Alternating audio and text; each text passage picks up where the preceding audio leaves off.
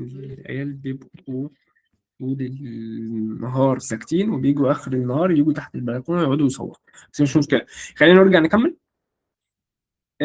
حد يفتح بس معايا فيجوال ستوديو كده ويقول لي ويمشي معايا الخطوات دي خطوة خطوة كده زي ما أنا ماشي، معلش.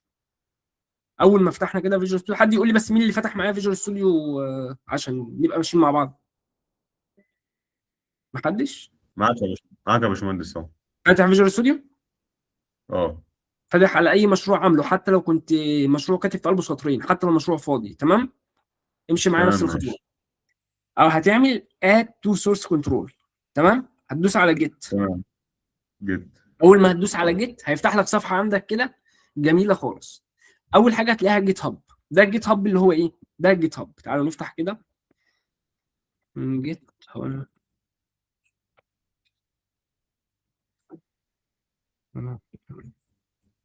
جيت هاب، ده جيت هاب. ده جيت هاب كده عامله كده على جنب، برفع عليه اي حاجه مش محتاجه او مش مهمه بجرب فيه يعني. تمام. ده جيت هاب. اول ما بتيجي تعمله بتعمل حساب عادي خالص اكننا اهو ساين اوت. ساين اوت. تيجي تعمل ساين اب هنا، وبتبدا تعمل تسجيل دخول بجوجل على طول عادي. تمام. وبتسال عشان عامل حساب قبل كده، فهو هيسجل معايا على طول، هو فتح معايا على طول. انت هتعمل الحساب ده، تمام. عملت الحساب ده والدنيا 100 100. نبدا بقى الخطوه اللي وراها. اول ما انت دوست على جيت يا باشمهندس جاب لك ايه؟ جاب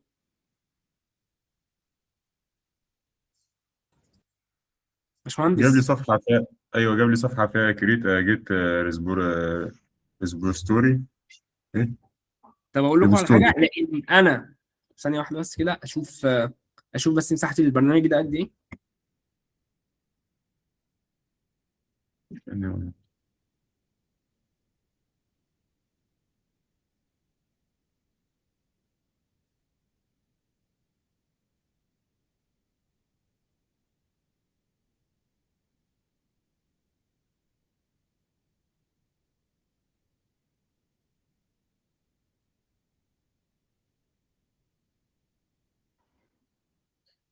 او اعمل شير هندسه وانا اقول لك، معلش اعمل شير انت، لان انا منزل حاجات انتوا هتنزلوها، فعشان كده عاوز ابدا من الصفر. فاعمل شير وانا هقول لك وامشي معايا، ماشي. اوقف انا الشير بتاعي.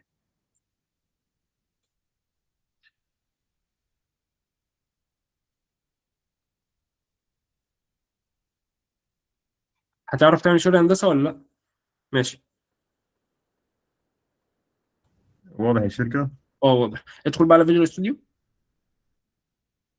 هي دي الصفحة اللي ظهرت قدامي. تمام جميل. او هتيجي شايف هنا في الجزء اللي تحت في حاجه اسمها اكونت. الجزء اللي تحت هو في كرييت ا نيو جيت هاب ريبوزيتوري. هنا كده. بص اهو في الجزء الاول لوكال، الجزء الاول اللي جنبه علامه حمراء. ايوه اللي اه انت واقف عليه ده. الجزء اللي تحته بقى في قسم تاني تحته، كرييت ا كريت نيو جيت هاب. هو اه. ده. اعمل اه. ساين ان. ساين ان. دوس على ساين ان. دوس ماشي. على جيت هاب اكسس. انت عامل اكونت على جيت هاب ولا لا؟ لا مش هعمل لا. خلاص اعمل كونتينيوس جوجل. دوس كده عليها.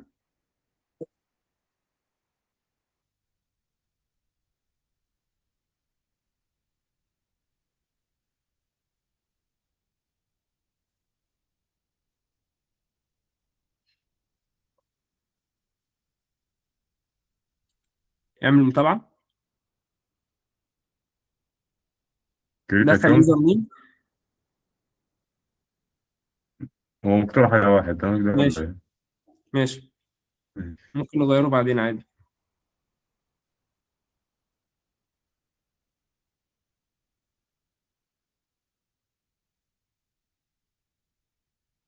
تمام. اختار فيجوال انزل تحت ستوديو. شويه. انزل تحت شويه. تاني. ماشي ماشي. ايوه دوس على دي. اعمل اوبن فيجوال ستوديو عادي. ارجع بقى الفيجوال ستوديو تاني. هتلاقي دلوقتي ظهر لك اهو، ظهر لك الجيت هاب بتاعك. تمام لحد هنا واصله يا باشمهندسين ولا لا؟ تمام. باشمهندسين واصله تمام. هتيجي بقى في تحت عندك حاجه اسمها ريبوزيتوري نيم، وفي فوق هنا الاونر. الاونر ده الملك بتاع الريبو ده، تمام. الريبو ده هو المكان او المستودع اللي انت بتحط عليه الكود بتاعك. فريبوزيتوري هو بيختصروه بيقولوا عليه ريبو. تمام، هو اسمه ريبوزيتوري نيم، اسم الريبوزيتوري بتاعك انت مسميه تاسك. فانت ممكن تغير اسم التاسك دي لحاجه ثانيه عادي، اسم الريبوزيتوري اللي انت عاوزه مش فارقه، غيره لاي ماشي. اسم كده لو انت حابب. اعمل ريبوزيتوري 1 او اي حاجه او تاسك 1 اي حاجه مش هتفرق، بحيث ان انا اوريك اللي هو بتقدر تغير الاسم.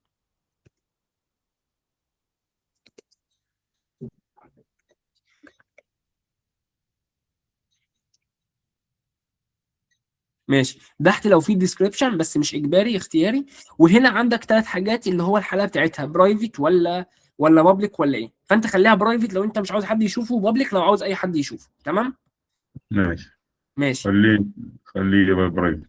برايفت هتلاقي اتش تي تي بي اس فوق هنا كده، تحت كده ظاهر لك اتش تي تي بي اس باك سلاش جيت هاب دوت كوم، الاسم اليوزر بتاعك، وبعد كده باك سلاش ريبوزيتوري 1. اعمل كريت اند بشكر. ماشي. فوق لو انتوا لاحظتوا كده تحت هتلاقوا في قلم ظهر. شاور، شوف يا هندسه ولا لا؟ نعم. في قلم ظهر تحت كده، خدت بالك منه؟ في الجنب اللي تحت، في الجزء اللي في الجنب اللي تحت. هنا كده. ايوه هو ده القلم دون. اي تعديل بتغيره بيظهر القلم ده هنا ان في تعديل دلوقتي موجود. اول ما بتدوس على القلم ده، دوس على القلم. بس قبل ما تدوس على القلم ممكن تروح على جيت هاب وتفتحه. ما نروح على جيت هاب الاول بس. اكتب جيت هاب او احذف الجزء ده، هتلاقي جيت هاب فتح معاك. احذف الجزء من اول. ماشي.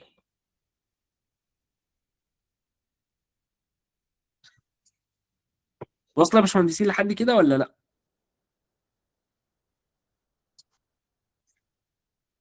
انا يا باشمهندس وبعدين.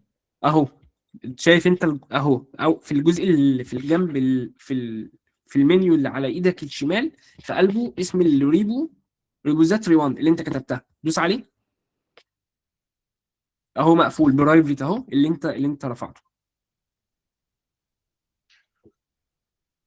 تمام. التاسك اللي انت اهو، الملف اللي انت عامله، اي بقى تاسك بعد كده هدولكوا وترفعوه بنفس الطريقه ده، وتبعتوا لي لينك بس تعملوه بابليك عشان اقدر اشوفه، وتبعتوا لي اللينك بتاع الريبوزيتوري بتاعه. لحد هنا تمام؟ تمام. حد عنده اي مشكله يا باشمهندسين في حته جيت هاب ازاي ترفعه؟ طيب ممكن تقابلك مشكله انك مش عارف ترفع. لما تقابلك المشكله دي تعالى قول لي انها قابلتك المشكله دي. ماشي. تمام يا باشمهندس. ارجع بقى خطوه لورا لفيجوال ستوديو تاني. أنا كده. هنا بقى لما ظهر لك تعديل، قال لك في تعديل هنا. فانت لما دوست على التعديل فتح لك الجزء اللي في الجنب ده. الجزء اللي في الجنب ده ايه؟ اول جزء بيقول لك اكتب زي تعليق كده صغير، الكود اللي انت هترفعه ده تخصصه ايه. حاول ما يبقاش هنا في اكتر من 7 ل 10 تعديلات هترفعهم. ليه؟ علشان لو حصل مشكله او اي حاجه انت كل التعديلات رافعها، فالسبع تعديلات ممكن ترجع تعملهم تاني بسرعه. اما لما يبقى في مثلا 100 تعديل ولا 500 تعديل ولا اي كان، هو ما بيظهرش غير بلس 99، ما بيظهرش اكتر من كده. فلو كان في عدد تعديلات كتير انت مش رافعها، والجهاز حصل له حاجه او في مشكله حصلت او انت مش بترفع اول باول، انت اللي هتزعل ساعتها، ما تجيش تعيط. ماشي.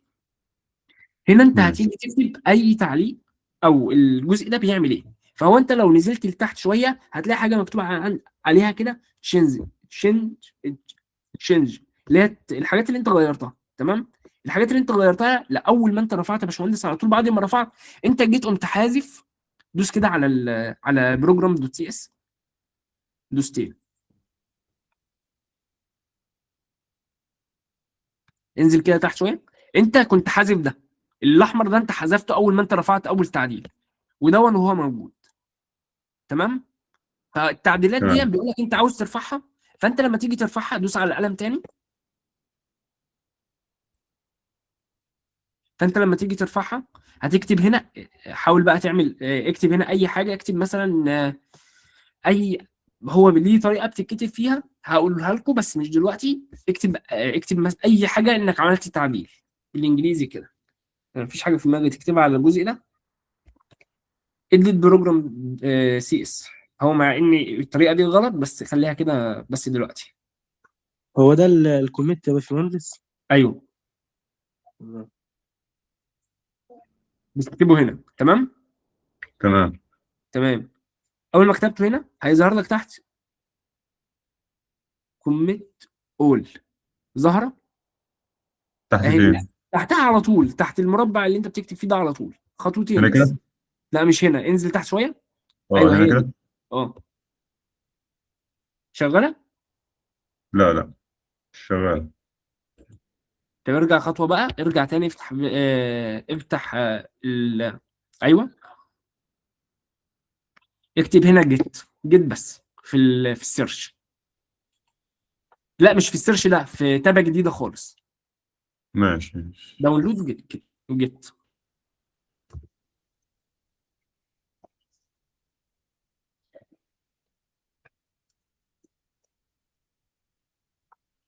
جيت انستول اول واحدة دي، ويندوز. انت منزله ولا لا؟ لا لا. ماشي نعمل ثانية واحدة اطلع اهو. جيت فور ويندوز اكس 64 سيت اب. اهي انزل تحت خطوتين. لا انت مش عارف انت دوست على انهي، بس اقفل دي، كنسل. انزل تحت خطوة، هنا كده؟ ايوه هي. لا اللي فوقيها. دي؟ لا اللي فوقيها بقى، اللي فوقيها على طول. دي؟ اه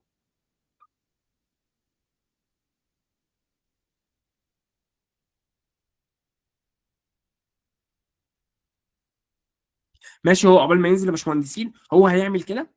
ارجع بقى قبل ما ينزل، انتوا هتنزلوه برضه عشان يشتغل. هينزل، ارجع لفيجوال ستوديو، هتكتب هنا الكوميت بتاعك اللي انت ماشي. هتكتبه على التعديل اللي انت عملته، وهتعمل كوميت اول. ولو دوست عليها هتظهر لك انك تعمل كوميت اول وتعمل وترفع في نفس الوقت. او تيجي عند القلم اللي تحت، لما انت دوست عليها هيظهر لك تحت هنا كده ما بين صفر وصفر دي هتظهر لك واحد، فانت تدوس عليها وتعمل وترفع التعديلات لحد هنا. تمام، هي دي الحته اللي احنا محتاجينها دلوقتي في الجيت. تمام، ازاي ترفع الجيت من فيجوال ستوديو. فوقف شويه يا باشمهندس وارجع انا بقى اكمل الحته الاخيره اللي احنا قلنا عليها. وصلت يا باشمهندسين ولا ايه؟ وصلت يا باشمهندس. وصلت يا باشمهندس. حد مش واصله معاه؟ جميل. تعالوا نرجع بقى اكمل انا. فهنا احنا سميناها الاسم اللي احنا محتاجينه اهو، وعملناها برايفت لان هخليه بابليك علشان اشير معاكم الكود اللي انتم محتاجينه. وبعد كده اعمل كرييت اهو، احفظ الحاجات اللي احنا عملناها دي. هو كده اترفع على اهو، هو بيترفع دلوقتي.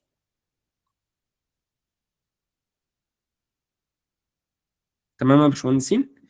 احنا نيجي بقى ندخل على جيت هاب اهو.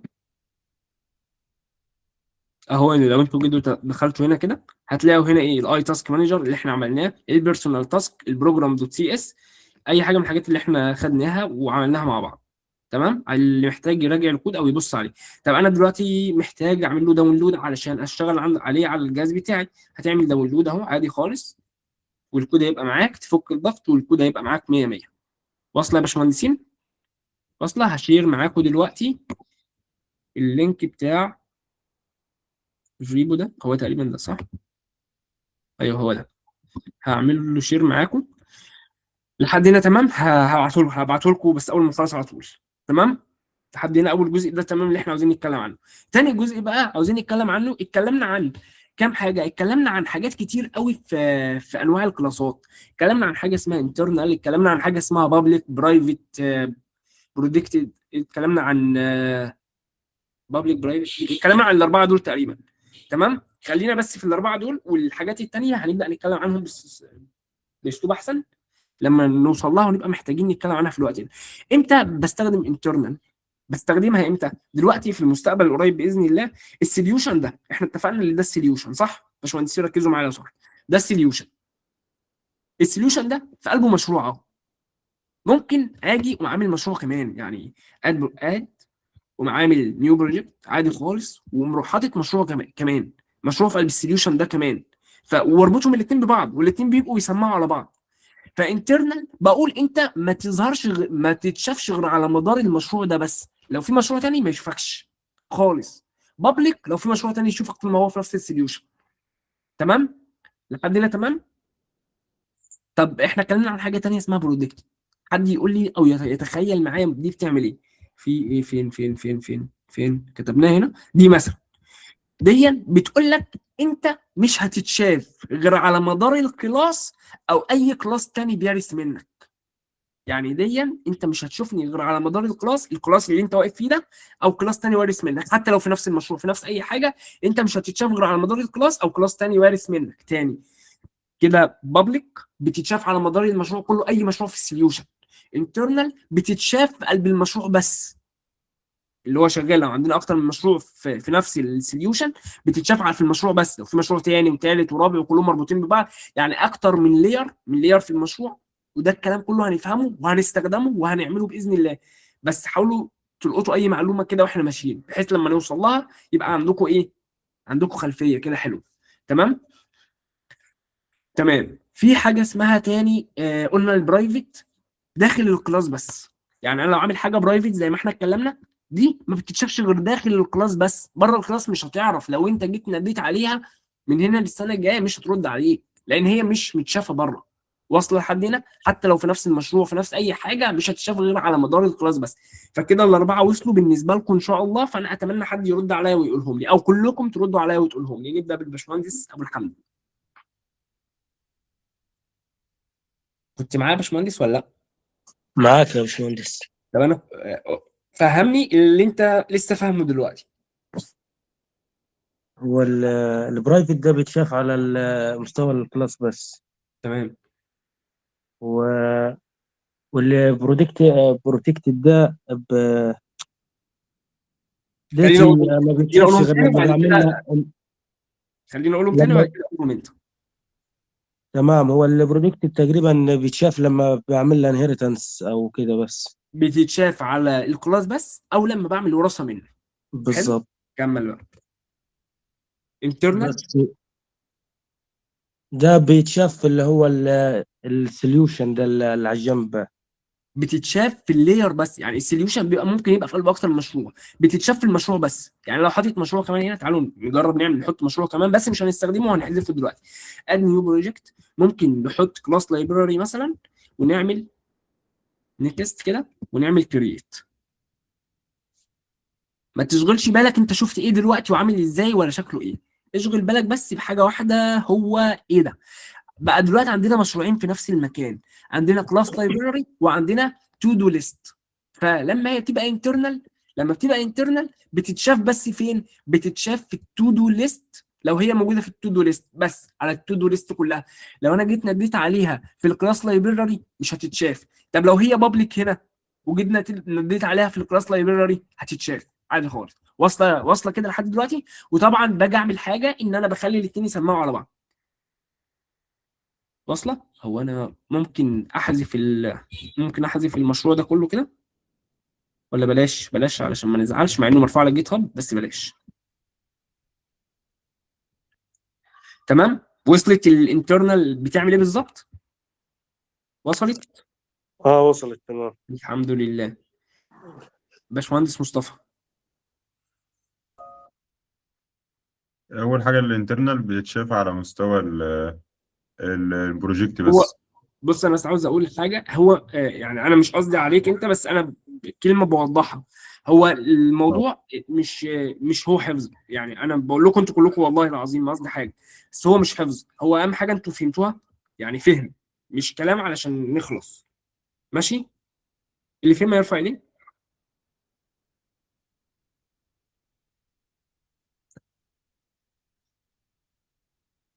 باشمهندس هبه، باشمهندس ساميه، باشمهندس مصطفى.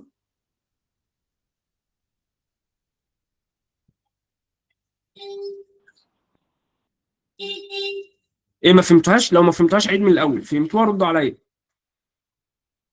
باشمهندس هبه فهمتيها ولا انت لسه داخله تقريبا؟ صح. لسه داخله صح. ايوه انا لسه داخله فما سمعتش حاجه خلاص كنت هقول بتشرح الحته بايه. دي تاني بسرعه. احنا اتكلمنا في حاجه صغيره، وهي ان انا كنت بقول ايه الفرق ما بين الانترنال وال يعني اهو انا عندي بروجرام دوت سي اس في هنا انترنال. ايه الفرق ما بينها وما بين البابليك وما بين البرايفت وما بين البرودكتد وما بين الحاجات الاربعه دول؟ قلنا الانترنال لو انا شغال، طب لو انا شغال في اكتر من مشروع ما بتتشافش غير على مدار المشروع واحد. قلنا يعني ايه؟ قلنا يعني ممكن في يوم من الايام يبقى السوليوشن ده عندي اهو، عندي فيه مشروع، ممكن يبقى في قلبه مشروع تاني، وجينا ضربنا مثل وعملنا مشروع تاني في قلب نفس السوليوشن، وخدنا كلاس اب وعملنا نيكست كده وعملنا كريت للمشروع. فدلوقتي انا بقى عندي مشروعين في نفس السوليوشن، طول ما هي انترنال في التو دو ليست اب، الكلاس اب 1 ما يقدرش يشوفها. تمام؟ لو هي بابليك بقى، لو هي بابليك تتشاف عادي. لو هي برايفت، لو هي برايفت ما بتتشافش غير على مدار الكلاس بس. يعني لو انا عندي حاجه برايفت، الكلاس بس هو اللي بيشوفها، زي التاسك بيز لما كنا عاملين برايفت انت اي دي. تمام؟ تمام. طيب لو هي كانت قلنا بابليك بتتشاف على كل كلاس، برودكتد بتتشاف في الكلاس واي كلاس وارث منه، زي دي بتتشاف في الكلاس واي كلاس وارث منه بس. واصل لحد هنا؟ ده اللي احنا اتكلمنا فيه. وصلت يا باشمهندسه؟ كنت بعيد ليك انت يا باشمهندسه، لو وصلت قولي وصلت، ما وصلتش نقيت تاني الحته دي. الحمد لله. ندخل على الجزء اللي عليه الدور، وهو الحاجه اسمها جينيريك. اتفضل يا باشمهندس، لو انت رافع ايديك عشان تسال على حاجه اتفضل، لو رافع ايديك علشان انها وصلت ماشي. لا لا تمام. خلاص وصل. في حاجه بقى اسمها جينيريك، واللي احنا كنا جايين نبدا فيها امبارح وايه، والنت خلص. صح؟ صح. فاحنا هنيجي نقفل المشروع بتاعنا الجميل ده، ونقفل تسجيل سريعا ونفتح تسجيل جديد علشان يبقى الموضوع معاكم متقسم. نقفل التسجيل كده. هو بيقف ازاي؟